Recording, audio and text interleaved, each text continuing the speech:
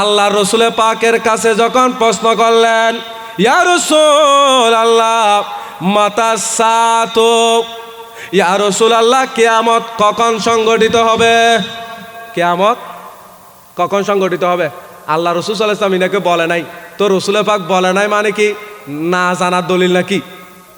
কোনো কিছু না বলা মানে না জানার দলিল না।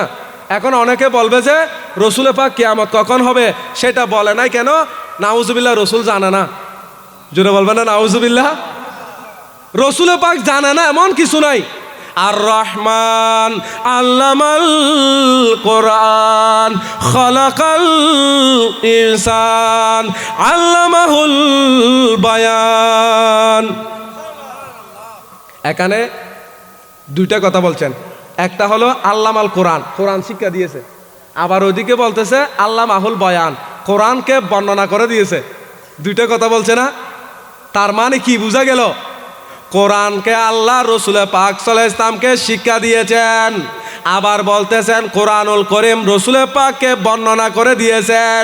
এই বর্ণনাটা কিভাবে তফসিরের মধ্যে লেখা হয়েছে, শুরু থেকে শেষ পর্যন্ত, দুনিয়ার ইবতিদা থেকে ইন্তেহা পর্যন্ত, আল্লাহর সৃষ্টির শুরু থেকে শেষ পর্যন্ত যা কিছু হয়েছিলেন, যা কিছু হবেন, সব কিছু আল্লাহ কোরআন শরীফের মধ্যে রেখেছেন।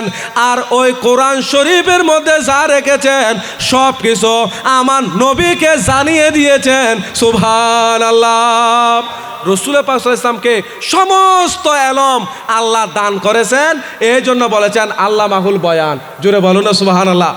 তার মানে মা কানা ওয়া মা ইয়াকুন, আল্লাহর নবীর কাছে কোনো কিছু গোপন নাই, রসুল পাকের কাছে কোনো কিছু গোপন থাকতে পারে না, গায়েব থাকতে পারে না। রসুল পাক সাল্লাল্লাহু আলাইহি ওয়াসাল্লামকে স্বয়ং আল্লাহ সব কিছু শিক্ষা দিয়েছেন। এই কথাটি আল্লাহ বলেছেন আল্লাহ মাহুল বয়ান। জোরে বলুন না সুবহানাল্লাহ। এই জন্য আলা হযরত বলছেন, ইয়া রাসূলুল্লাহ আপনার কাছে কি গায়েব থাকবে যেখানে গায়েবের স্রষ্টা আল্লাহ পর্যন্ত গায়েব নাই? জোরে বলবেন না সুবহানাল্লাহ। গায়েব এটা সৃষ্টি কিনা? সৃষ্টি। স্রষ্টাকে আল্লাহ। তো যেখানে স্রষ্টা কে পর্যন্ত আমার নবী দেখে ফেলেছেন সেইখানে গায়েব কি গোপন থাকতে পারে? और कोई गायब क्या तुमसे नेहा हो बाला। জোরে বলবেন না সুবহানাল্লাহ।